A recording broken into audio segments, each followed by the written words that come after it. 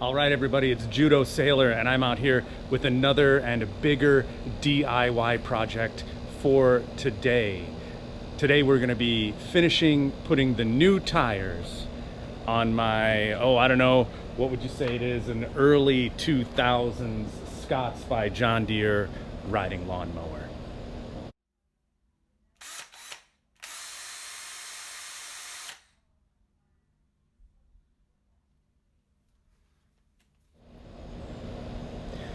But first, before we get started, a little bit of story time. As you can see, I have already put the new rear tires on each side. And that was not easy at all. I had bought these Harbor Freight. I bought these Harbor Freight tire irons. They actually worked great for getting the old tires off the rim and the new tires on the rim. That, which I thought was going to be the hardest part, wasn't difficult at all. The problem was kind of like this tire. You can see that's kind of been compressed from the shipping process. The larger back tires were just as badly deformed. So once I got them on the rim, I could not get any connection between the bead and the rim. A lot of times people will talk about ratcheting them down or tying a rope around it to squeeze them together because the bead was already so compressed inward on those tires. Even doing that just deformed the tire further. Could not get it to work. For one of the tires, what happened was I was finally able to literally push the bead into place. Once I got the bead on one side, then I could push on the other side, form enough of a seal that I was able to hit it with air and get the bead to pop into place. But for the other tire, this one actually, that did not work. I could not get even one side of the bead on. So I ended up using a trick I saw from another YouTuber. I will put the link to his video down below, but he put it on top of a 5-gallon bucket, removed the Schrader valve, and then hit it with air really quick. It fills up in the bucket and then fills up the tire. And so even though there's a gap between the bead and the rim of like that much on the inside, because the bucket itself fills with air and kind of creates a seal around it, it'll pop into place. And it took me several tries, and I tried it first without removing the Schrader valve, which did not work at all. But eventually I was able to get it to work. And when I finally figured out the trick to it, which was not to press down too hard, I thought you had to press really hard to maintain the seal. You didn't, just barely enough to maintain the seal, but it needs to be able to expand and fill up. Once we did that, and I got a buddy to help me, went right on. So I don't know if I'll have that same problem with these front tires, but if I do, I'm pretty sure that same trick will work with them as well. I'm also on the GoPro today, so no Bluetooth microphone. In a way, I think that's better. My Bluetooth microphone has been acting up lately. There's been like a lot of static and noise in the background of it. So I actually think this is probably gonna be better audio. But let's get to it. I'm probably gonna do a little time-lapse stuff, probably going to cut out a lot. I don't want this video to be too long, but let's go ahead and do it. I already have it jacked up, just kind of on the axle, so I figured that's a good jack point. There's this little cap that needs to come off, just a plastic cap, although I know from past history, it is a pain in the butt to try to get that off. But once I get it off, then underneath there's a retaining pin and a washer, and when I remove those, the tire should slide right off.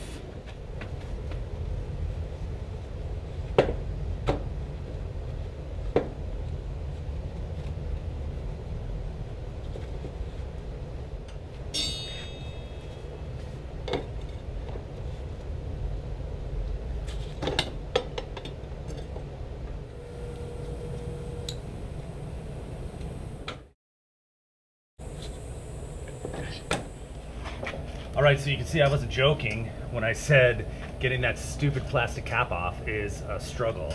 And in the process, I bent this washer. But I have an anvil. I'll just hammer it out flat again on there. Otherwise, this little retaining kind of cotter pin or whatever comes off.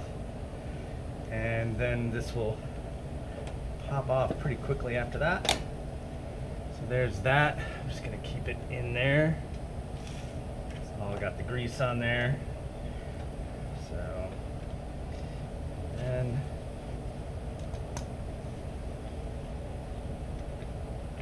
there's the washer. Again, a little bent, but I'll flatten that out pretty easily. And then the tire comes right off. There's the grease point. And there's the air. Clean this up a little bit too before that. And yeah, so there we go. We'll let the air out, get the old tire off, and it should be easy enough. All right, taking the air out is necessary. I mean, you don't have to get it all out, but making sure you relieve that pressure so we can break the bead.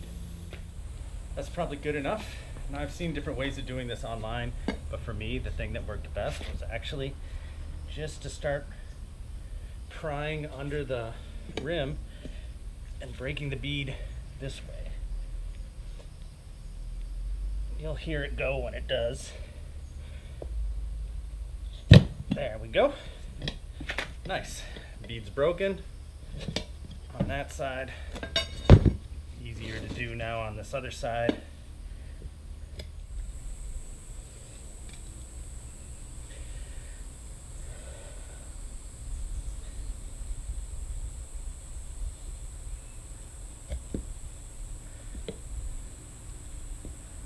Almost. There we go. All right. Now, show you a little trick that I learned watching another YouTube video to get this off.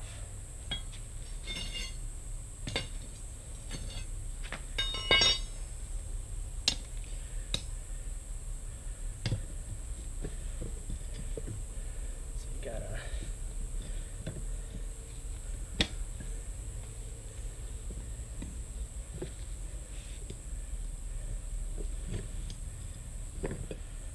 go. And even a little bit more.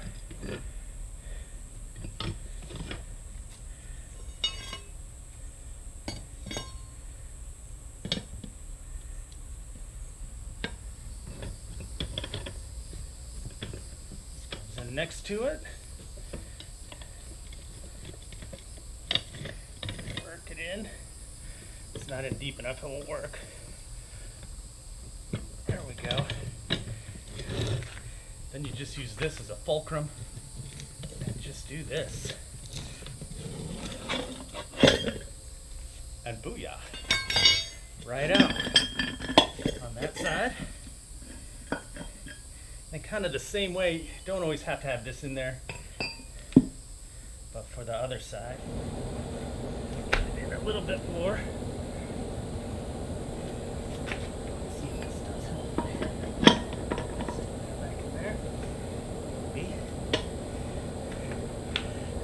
Leverage.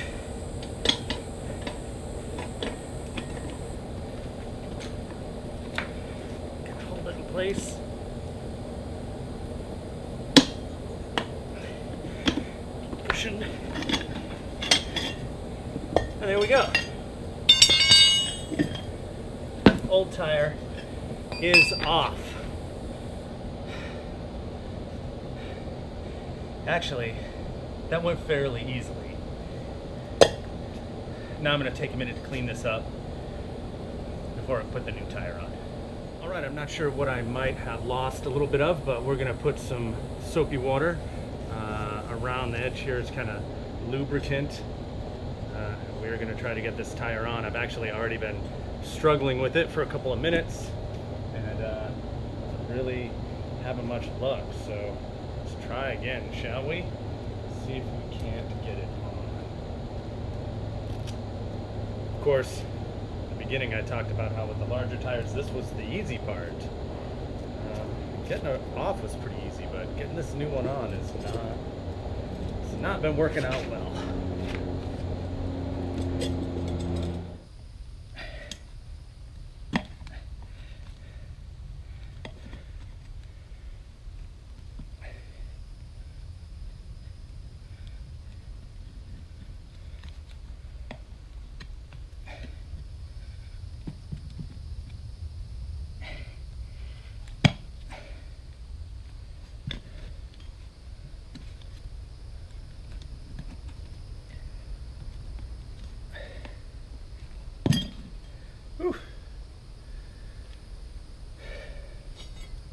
these were too big.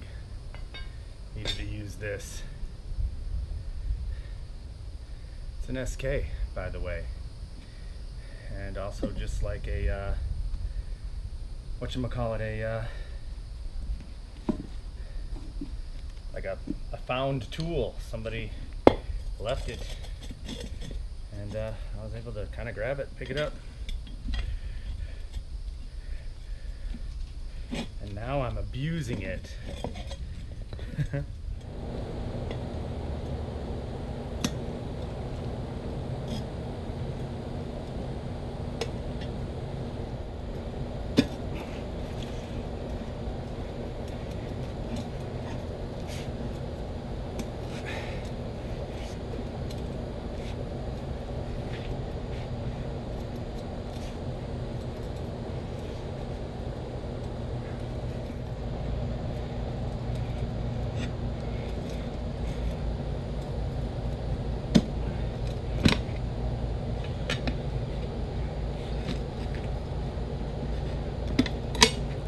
Whew.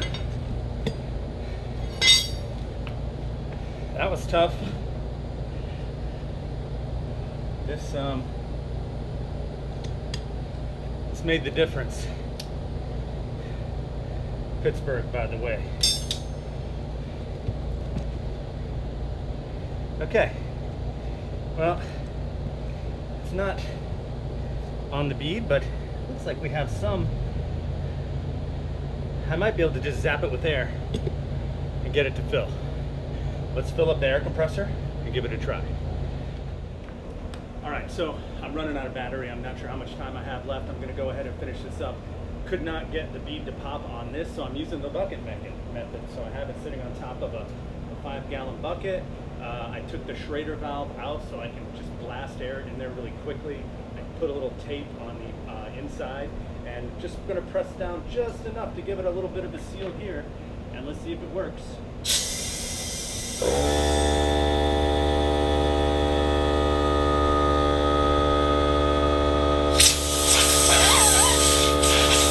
And there it goes. So the bead's in on both sides. That worked great. The bead is in on both sides. I'm gonna put the Schrader valve in, fill it up with air normally, and we'll be back in business. All right, there you go. 4 brand spanking new tires. And it was definitely doable. Like, I'm glad I did it. I'm glad I saved the money of doing it myself, for absolute sure. But like a lot of things in DIY land, it was a lot tougher and took a lot longer. I mean, this literally took me like 4 days of working on it, mostly because of that one tire that I wrangled with literally for 2 days trying to get the bead set. If you take that out, really just took me 2 days. A day to do the 2 back tires and a day to do the 2 front tires. So, you know, not so bad. The one thing I will say is I had bought these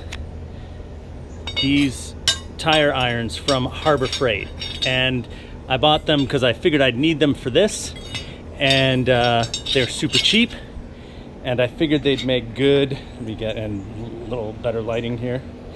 I figured they'd make good pry bars when I was done.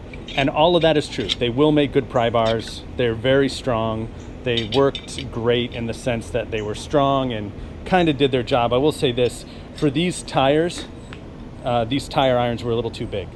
And so I ended up really having to use, especially on the 2 smaller tires, I ended up having to use like this little old pry bar and that pry bar, and of course the good old pry bar of pry bars, a flathead screwdriver, just because these were a little bit big.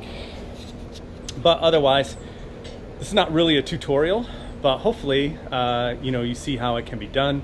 And as always, this is just a grand experiment right now. just to see if anyone's interested in this being a channel. In the meantime, I'm having fun making videos. But that said, if you are interested in seeing more of these type of videos, more tool reviews and unboxings, then if you would like this video, that's a huge help to the channel, and subscribe. Most of my subscribers now are from before I started doing this, so they may start dropping off. So if you're interested in this kind of thing, please subscribe. Costs nothing, gives me a little bit of support. And so that's it. Judo Sailor, out.